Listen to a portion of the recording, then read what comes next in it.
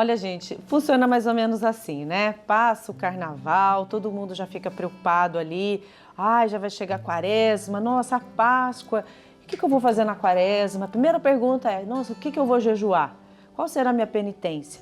Aí você escuta as pessoas falando, você vai à igreja, até a hora que você já fica um pouco mais afastado da igreja.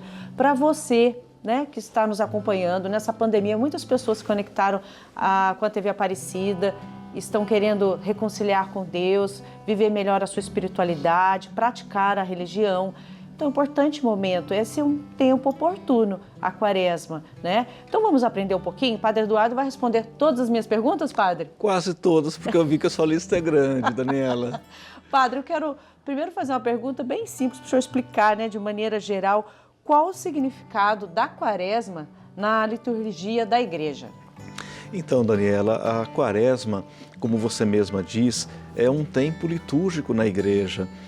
Nós temos na liturgia da igreja vários tempos específicos, né?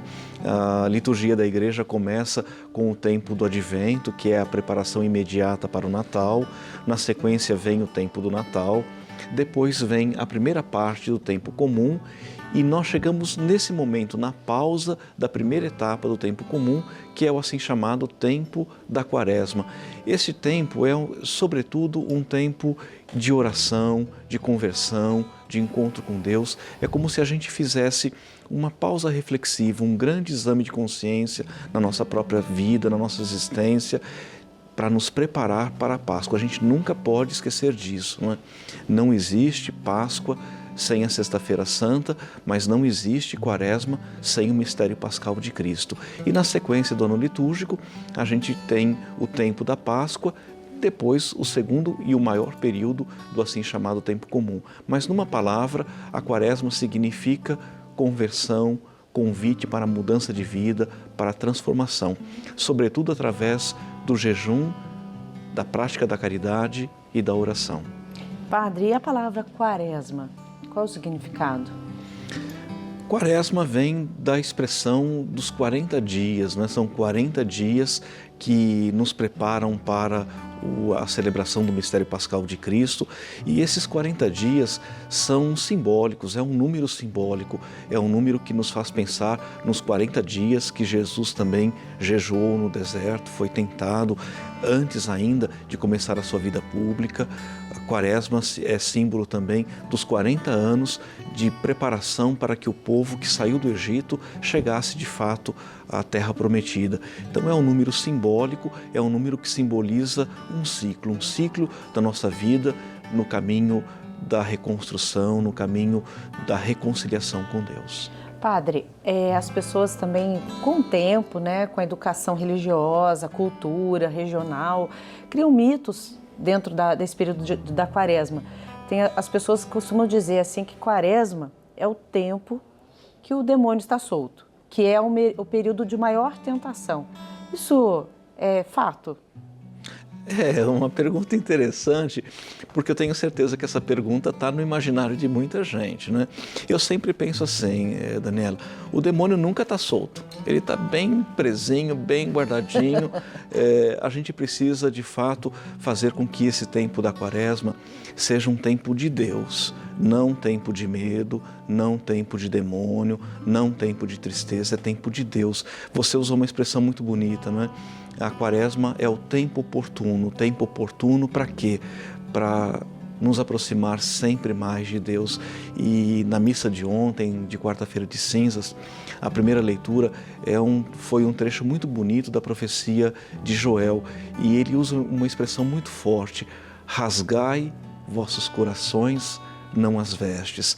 É uma metáfora, uma figura de linguagem, uma comparação poética até, mas muito profunda, no sentido de que a quaresma deve nos levar a pensar na nossa conversão sincera, verdadeira. Quaresma não é tempo para pensar no diabo, não. É tempo para pensar em Deus, na graça de Deus na nossa vida e nesse convite que Deus nos faz de nos aproximar sempre dele. Padre, gostei muito da resposta. Que gostoso ouvir isso, porque é muito importante, né? A gente tem muito medo, né, Padre? Nós somos criados por medos para que a gente possa viver bem. eu acho que essa resposta do Senhor alivia muitas pessoas, né, de não viver com medo e não se converter pelo medo, mas se converter pelo amor. A conversão, ela é sempre um convite para uma alegria, não é? Por isso que é verdade que a Quaresma tem esse espírito mais penitencial, esse estilo mais orante, mas nunca no sentido de algo ruim, de algo triste, não. A Quaresma, ela sempre aponta para o horizonte da ressurreição. A gente nunca pode se esquecer disso, não é?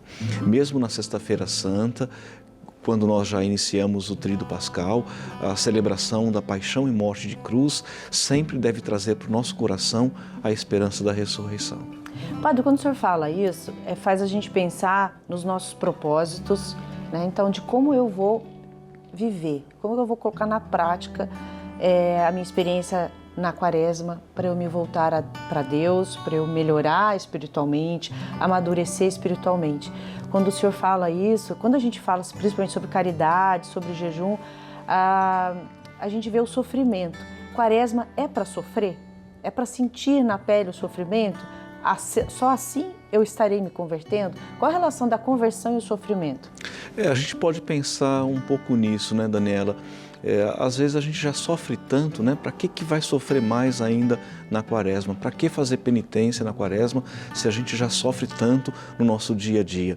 Na verdade, o que a Quaresma nos propõe não é o sofrimento pelo sofrimento, não é a penitência pela penitência, mas é a penitência, o jejum, a oração, a prática da caridade como instrumentos, como caminhos que nos conduzem de fato à fraternidade. Esse é o sentido mais profundo.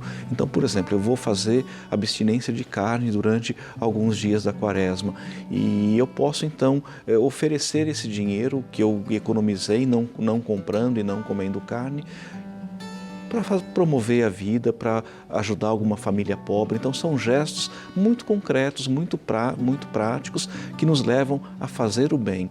Nenhuma atitude, nem mesmo atitudes religiosas tem sentido se elas não estão a favor da vida, se elas não defendem e não promovem a vida. Padre, e também, como a gente comentou, né, tem muitas pessoas que começaram a praticar a religião agora, estão se aproximando, sentiram-se chamadas, cada uma no seu tempo, da sua forma, né?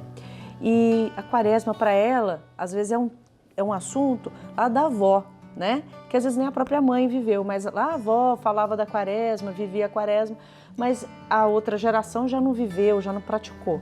Para quem está chegando agora, né? Para uma prática, para ter essa experiência, para viver bem essa experiência, como ela pode fazer, Padre? A gente pode entender a Quaresma, Daniela, como uma grande catequese sobre a Páscoa. Eu acho que esse é o sentido mais profundo da Quaresma. A Quaresma é um caminho que nos leva a refletir não só sobre a paixão e morte de Jesus, mas refletir sobretudo sobre a importância da graça de Deus em nossas vidas, de um Deus que venceu a morte. A gente sempre diz, e diz isso com muita convicção, que o nosso Deus não é o Deus da morte, não é o Deus do sofrimento, não é o Deus da tristeza, o nosso Deus é o Deus da vida. E a Quaresma é esse caminho bonito, um caminho bíblico que nos faz reviver, revisitar os momentos fundamentais da paixão, morte e ressurreição de Jesus, mostrando sempre que Ele é a luz que ilumina todo o ser humano. Padre, falando ainda um pouco mais dessas dificuldades, da tristeza, do medo, a Quaresma é o tempo que a gente pratica a Via Sacra. Em muitas igrejas, né, nas sextas-feiras, tem a Via Sacra, em outros dias, alguns horários específicos. Aqui nós vamos também meditar a Via Sacra a partir dessa sexta-feira, durante a Quaresma, um momento muito bonito para a gente viver.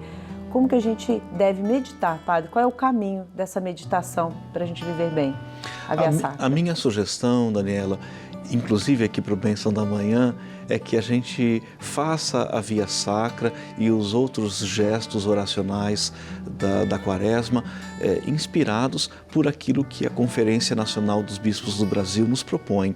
Como vocês sabem, seguindo uma longa tradição pastoral, A Quaresma é também o tempo especial de refletir com a Igreja do Brasil, com toda a Igreja do Brasil, sobre algum tema especial, um tema específico. E nesse ano, a Conferência Nacional dos Bispos do Brasil nos propõe o tema Fraternidade e Educação, pensando sempre na importância da escola, do estudo, da ciência, não só na vida das crianças, mas também na vida profissional, na vida daquilo que o brasileiro vive a partir de uma boa escola, de uma boa educação. E na Palavra de Deus, na Bíblia, Padre, o que ela fala sobre a Quaresma? Veja, toda a tradição profética do Antigo Testamento, e são muitos os profetas sempre colocam não a expressão Quaresma, mas a expressão reconciliação e penitência.